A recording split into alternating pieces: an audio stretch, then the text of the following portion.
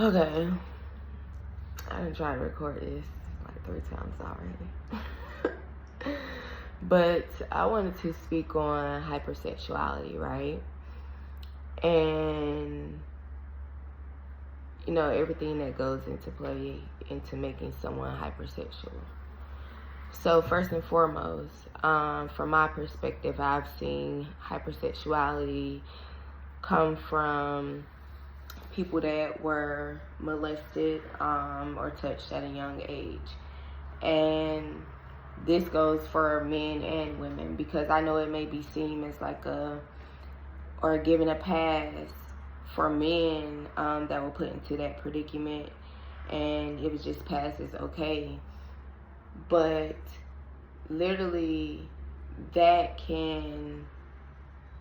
alone, being molested, can play a major role into you growing up. But what it really is, and I know that you hear people say, you know, people usually gravitate towards their abusers or whatever, but like literally evaluating sex with love, it's actually a crave for intimacy. So, you know, people may say they have sex with no ties. Yeah, you can do that, but you're literally just craving a touch, a feel. You're just craving something. You might not want it all, but you're like, okay, if I can't get everything, at least I can get this. I can get the touch, the feel.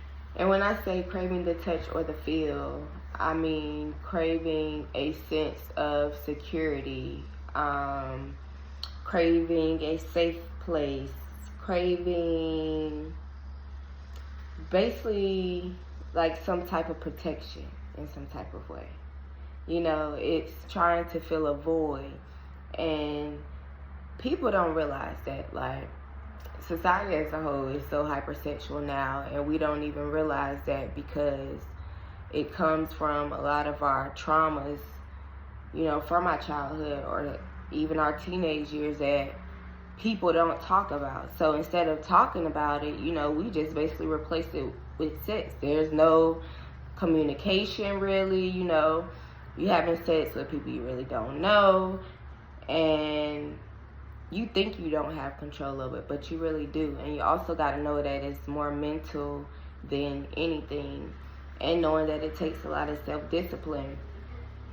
But also, like with being hypersexual, we got to be mindful of all the energies that are around us, and just knowing if you're dealing with a person, okay, and you know, y'all are not committed or anything like that, then you're carrying the energy from the other person they may be dealing with, and the people they may be dealing with. And, you know, it's just like a domino effect. So we got to be mindful of all of this shit, you know. We think stuff is just peaches and cream, but it's really not. And literally it all goes back to healing and figuring out what voids we're actually trying to fill with certain things, right? And also stop downplaying whether it's a man or a woman. You know, it's both the same. The traumas show up in different ways, but it can still be both the same. Like, y'all have been okay with men being hypersexual, but now that a lot of women are, it's a problem, when in reality, everybody's hurt, okay? Everybody's hurt, and everybody's craving a love that they don't want to talk about. But it's okay, we're going to get there. But yeah, I just want y'all to think about that for a little bit, like, and definitely men, because the men, we really don't be talking about y'all when it comes to certain traumas that need to be talked about. Don't nobody want to say it, but I'm gonna say it. And then it just goes back to, you know, once you really figure out your worth, then you won't entertain none of that, okay? Men, y'all need to know y'all worth too. Definitely women, we always say that to women, but men, y'all need to know your worth too. You gotta have a certain type of self-worth and be untouchable in some type of way.